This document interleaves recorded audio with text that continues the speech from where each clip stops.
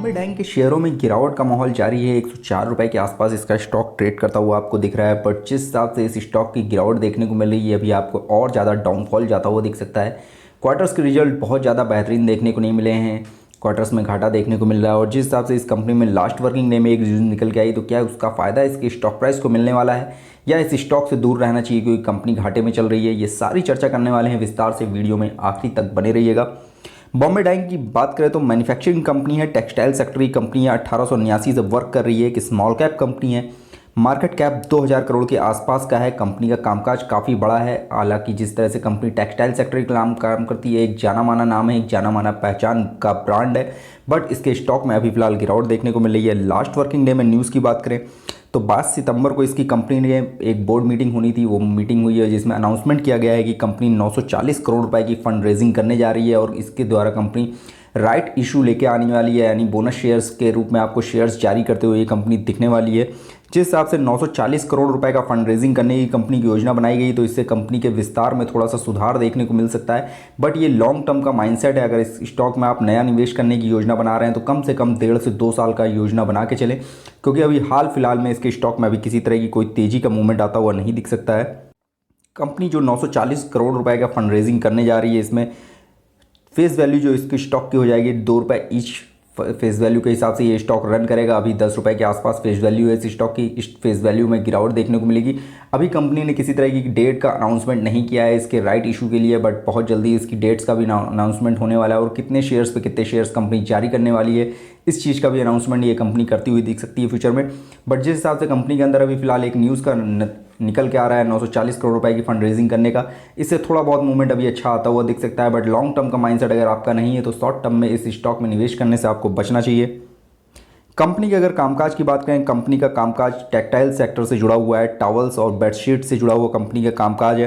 Company की जो production है उसमें 350 से ज़्यादा के प्रोडक्ट्स शामिल हैं। और वहीं कंपनी के अगर रिटेल स्टोर्स की बात करें तो 2000 प्लस मल्टी ब्रांड्स स्टोर्स हैं कंपनी के।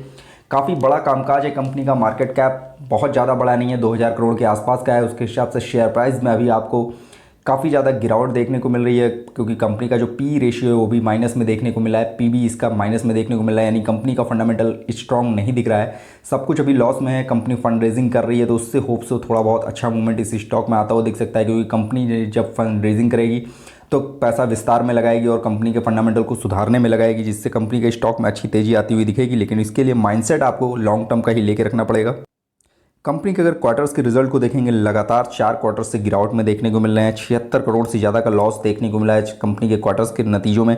वहीं कंपनी का रिटर्न जो है वो निफ्टी 100 स्मॉल कैप कंपनियों से भी कम देखने को मिल रहा है, गिरावट में देखने को मिल रहा है। 17% के आसपास का 3 साल का रिटर्न इस स्टॉक ने दिया है। वहीं निफ्टी स्मॉल कैप 100 की कंपनियों का रिटर्न 64% से ज़्यादा देखने को मिल रहा है।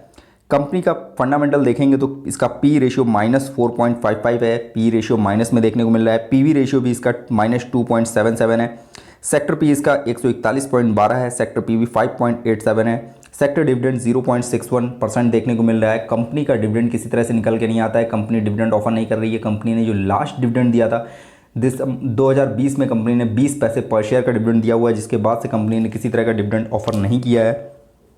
स्टॉक प्राइस की बात करें, गिरावट में देखने को मिल रहा है। 101 रुपये के आसपास ये स्टॉक ट्रेड कर रहा है। अगर इसके बॉन्ड वीक के हाई की बात करें तो 140 रुपये का है, लो 81 रुपये का है। इस स्टॉक ने एक साल में मात्र 8% के आसपास का ही रिटर्न दिया है। बहुत ज़्यादा बेहतरीन रिजल्ट इसको नहीं कहा जाएगा और स्टॉक में बड़ी गिरावट देखने को मिल रही है।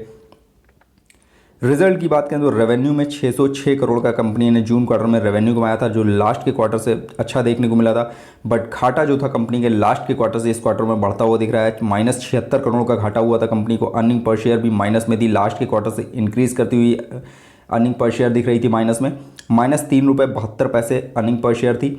कंपनी का फंडामेंटल जिस हिसाब से है, रेवेन्यू में तो ग्रोथ देखने को मिली थी, बट नेट प्रॉफिट और अर्निंग पर शेयर में माइनस देखने को मिला था। ये एक अच्छे आंकड़े नहीं है इस स्टॉक के लिए। ये स्टॉक आपको 80 से 90 रुपये के बीच में ट्रेड करता हुआ फ्यूचर में दिख सकता है।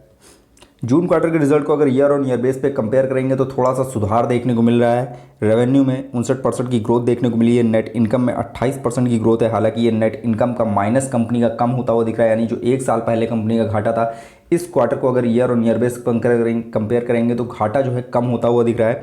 अर्निंग पर शेयर में भी माइनस कम होता हुआ दिख रहा है। 28% के आसपास का नेट प्रॉफिट मार्जिन में भी 55% की ग्रोथ देखने को मिल रही है, यानी ओवरऑल रिजल्ट थोड़ा सा सुधरा है, बट कंपनी अभी भी घाटे में है। ये इस कंपनी के लिए एक चिंता का विषय है।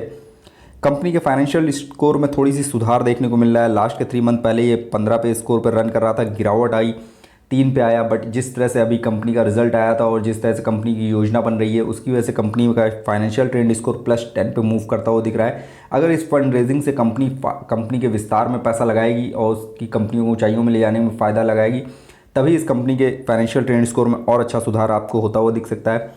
कंपनी के अगर फाइनेंशियल ट्रेंड स्कोर को देखेंगे तो गिरावट में देखने को मिल रहा है। लगातार घाटा है कंपनी का। 2021 में 47 करोड़ का घाटा था, 2022 में 46 करोड़ का घाटा है। बट जिस हिसाब से 19 और 20 में कंपनी अच्छे मूवमेंट में थी, अच्छा फंड कमा रही थी, नेट प्रॉफिट और रेवेन्यू काफ़ी ज़बरदस्त निकल के आ रहा था, बट 2 साल से कंपनी काफ़ी ज़्यादा घाटे में दिख रही है। जब तक ये कंपनी इस घाटे से बाहर नहीं आती है, इसके स्टॉक में बहुत अच्छा मूवमेंट अभी आपको आता हुआ नहीं दिखेगा। होल्डिंग्स की बात करें, प्रमोटर्स के पास 53% की होल्डिंग है। हालांकि होल्डिंग किसी तरह से गिरवी नहीं है, ये एक अच्छी चीज़ है। प्रमोटर्स के पास जिस तरह से होल्डिंग बनी हुई है, अच्छी होल्डिंग बनी हुई है।